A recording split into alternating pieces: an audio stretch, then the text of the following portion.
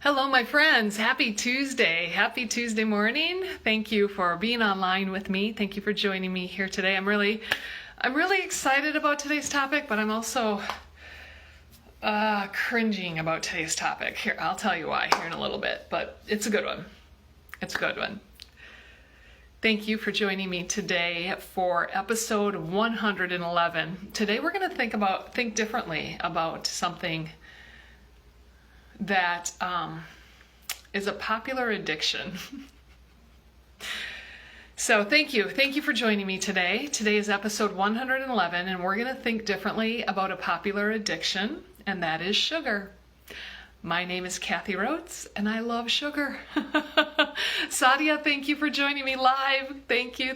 Okay, so sugar is more addictive, they say anyway, than heroin. Now, I've never tried heroin, so I don't have that example, but I definitely love sugar. And the more I eat, the more I want. But it has some repercussions. So that's why I'm talking about this today, because I'm all about thinking differently. And I'm all about, I guess I have another addiction, and that's just reading more about food and how it affects our body and how particularly it affects our brain. Sugar is one of my favorite indulgences, especially ice cream. That's it. Ice cream. I love ice cream. I don't like all sugar. You know what? I don't like chocolate cake. I don't like chocolate ice cream. I don't like really brownies. I don't like anything full chocolate. But I love sweet, and I love fruit, and I love ice cream, and I love mint M&Ms. Yeah, now my brain is really going here on all of my loves. But I'm sharing this topic today because I need to remind myself why I want to reverse my addiction, why I want to really not be so dependent maybe on the sugar. I do love sugar, but it doesn't really love me. So why do I keep inviting it back into my life? I mean, my scale goes up, my cholesterol goes up, and here's what's also interesting is my breathing changes when I have sugar. It's like asthma-like conditions. And I read something just a few months ago that said exactly that. When you have more sugar than you should, it feels like you have asthma. I get it. And when I have gone through times of purging my body of the sugar, and then I sit down and indulge. One night I remember making chocolate chip cookie dough, like edible chocolate chip cookie dough, and I ate a few spoonfuls, I guess.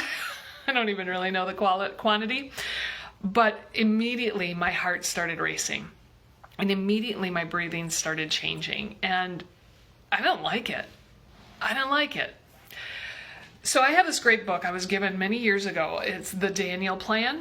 It's by Rick Warren, Daniel Amen, and Mark Hyman. I love all three of them. All three of those authors have great books on their own. But in this book, I gotta read it for you because I even highlighted it. I tagged it. This was like crazy. What it says is, 100 years ago, when the society was more a hunter-gatherer type of society, people consumed 22 teaspoons of sugar a year. Now, Americans consume 22 to 30 teaspoons of sugar every day.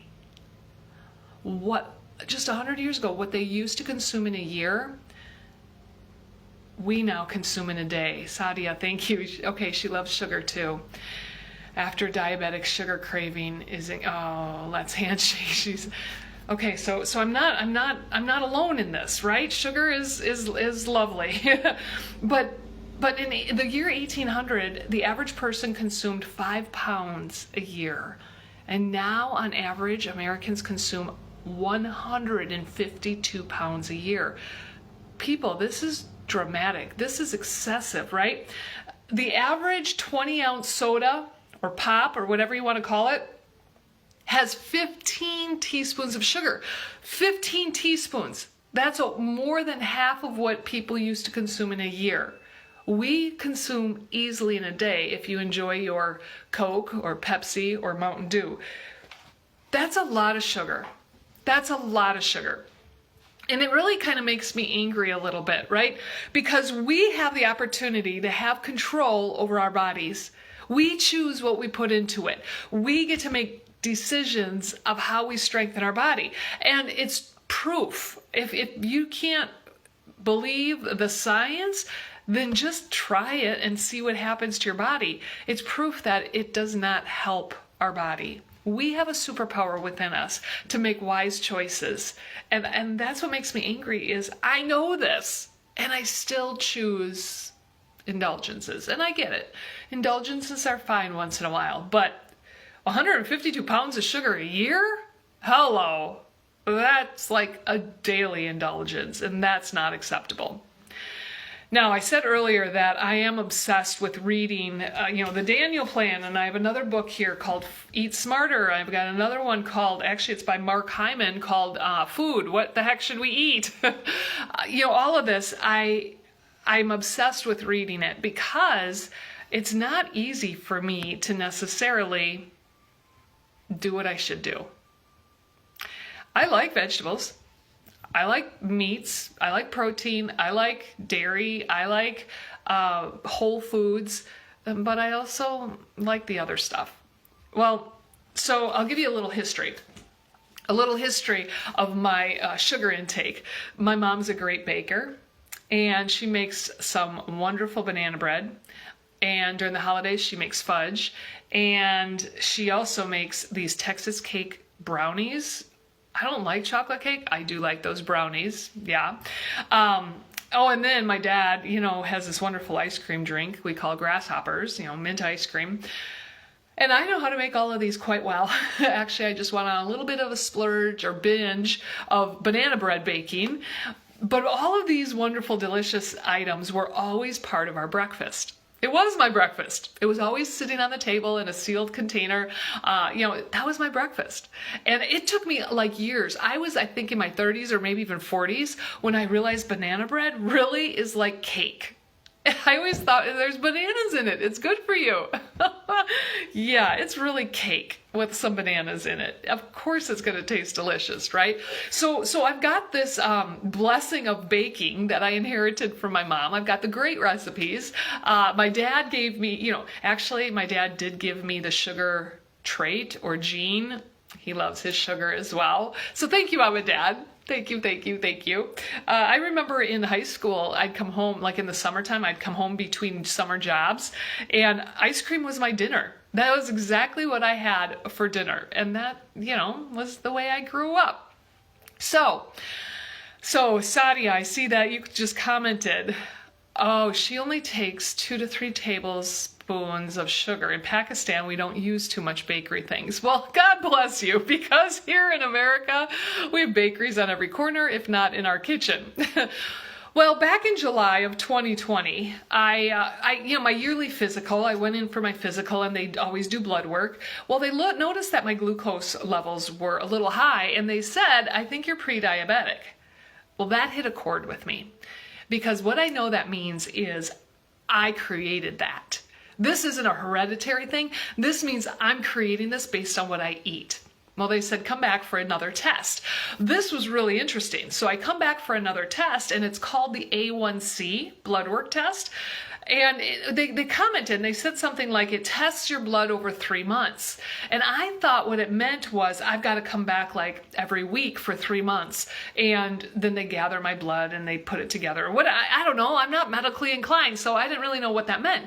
Well, what it meant was they were going to take my blood that day. So it was like, 3 weeks after the initial alarm.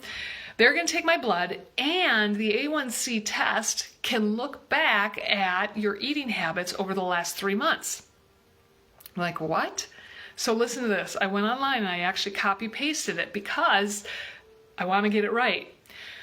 When sugar enters your bloodstream, it attaches to hemoglobin, and that's a protein in your red blood cells. Everybody has some sugar attached to their hemoglobin, but people with higher blood sugar levels have more. The A1C test measures the percentage of your red blood cells that have sugar-coated hemoglobin. This sugar-coated hemoglobin stays in your blood for 3 months. Your body's keeping a history, like a 3-month history in the blood. Wow, I can't even cheat on this test. I mean, it's just gonna show, right? Well, back in July of 2020, when I had my blood work done, that was at the time when my daughter was home for a few weeks. I think she had COVID. She came home and kind of rested, and we went on an ice cream binge. Like every night for a whole week, we had ice cream. We had really good ice cream. Well, then that Friday, I went and got my blood work done. So when they said your glucose is really high, it didn't surprise me. But no way am I going to be a pre-diabetic. No way am I taking medications for diabetes when I have the superpower to change this. Well, when I went back a few weeks later, they took the A1C blood work. It came back and said, no, your glucose is fine. That was just a fluke. Well, that fluke was self-induced, and I committed at that point that's not happening again. So then in May of 2021, so we're talking about a year and a half ago, I took Yoli Supplements. Yoli, Y-O-L-I, is a direct selling company. My friend Lori tuned me into that, and it can be a diet, it can be a weight loss, but really what I wanted is more of like a sugar purge or cleansing. So I was taking the protein shakes. I'm trying to remember what's the system. There were some vitamins like Alkalite, what's it called when you eat yogurt? Yogurt and all of that good stuff. There's another vitamin that has all of those benefits. And then these protein shakes twice a day. But really the trick is you don't eat any sugar. You don't drink alcohol. You don't eat processed food. You don't eat fried food. You're staying away from all the garbage. You're eating vegetables. You're eating eggs. You're eating good protein, whether it's peanut butter or fish or beef or chicken, or you're just eating really well.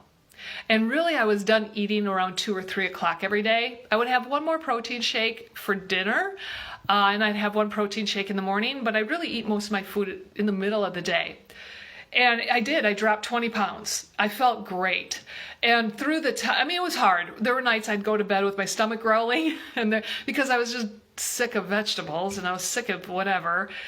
There were mornings that I woke up with my stomach growling, but it was okay. And in the middle of it, my husband said, so how do you feel? What are you noticing? And of course, I am noticing that there's some weight that's dropping, but what I noticed the most was my breathing. My breathing was so clean and fresh and full, like I could get these deep breaths. Whereas in the past, I would have to yawn to get a deep breath. That was the best part of it. And actually, I continue to drink the Yoli protein shakes, but I haven't been as committed to the eating plan. I've kind of enjoyed my banana bread and my sugar a little bit.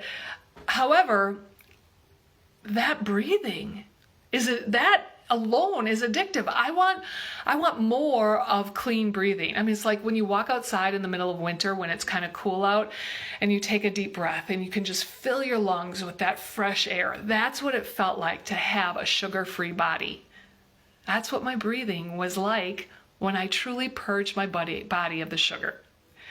And what I learned through all of this is, yeah, we can indulge a little bit, but every day, that's not indulgent. That's a bad habit.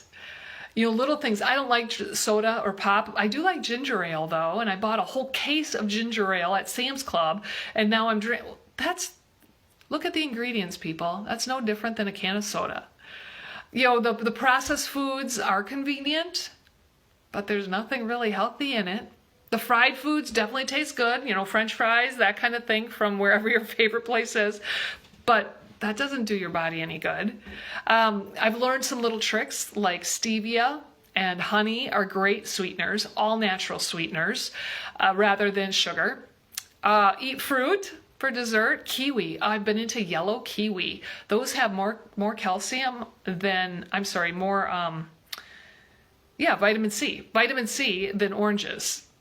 I had no idea, but They're super yummy. So have that as my sweet dessert. By the way, your body knows what to do with natural sugars that you find in your fruits. Your body can process it and put it in the right place. However, pure sugar, it just stores it as fat because there's no other benefit to it. What are some other little hacks? I do like veggies. I really like to roast veggies. And when you roast sweet potatoes and carrots, it creates this sweetness to it. Oh, super yummy. So little things like that. I've also decided that maybe I should stop baking.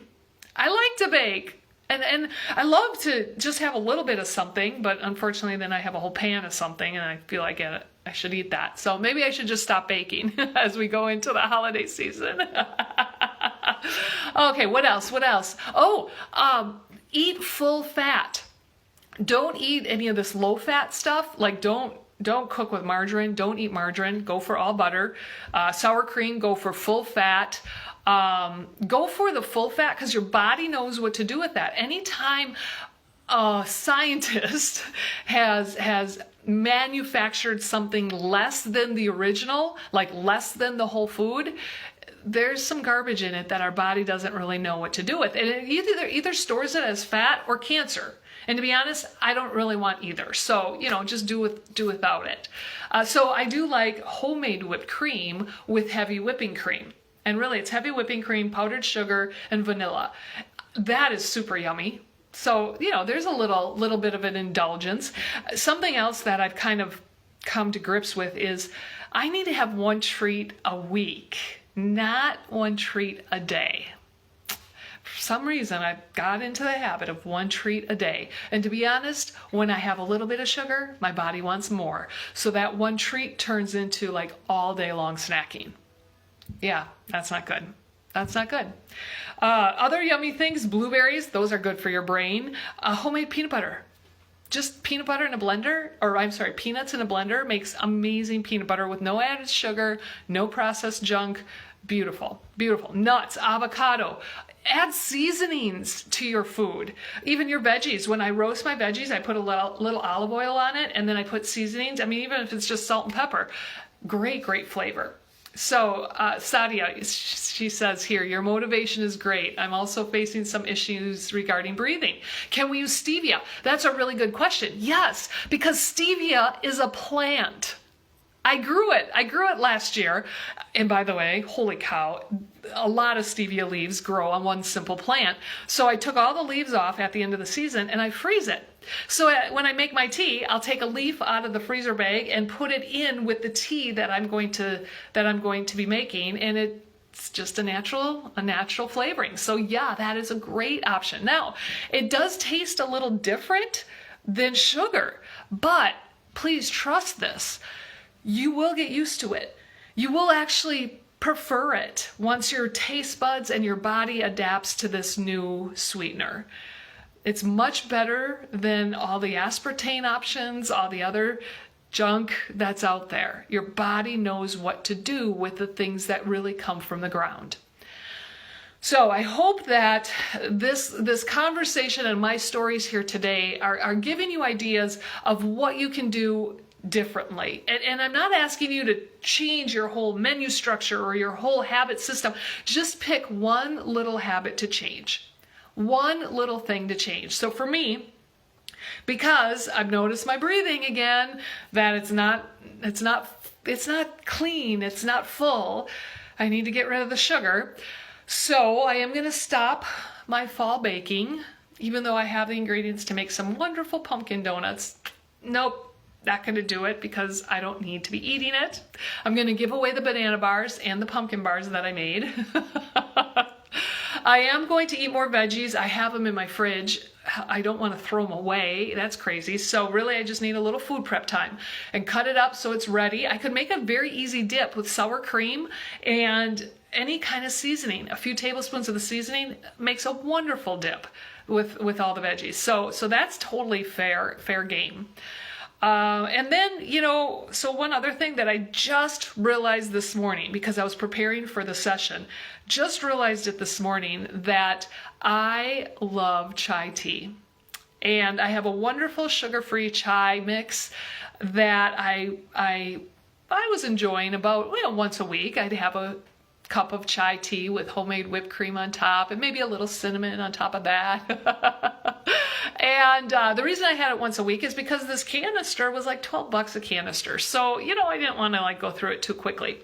Well, then I found a canister at Trader Joe's for $5. Oh, super yummy. So then I started a bad habit of enjoying my chai tea every single day.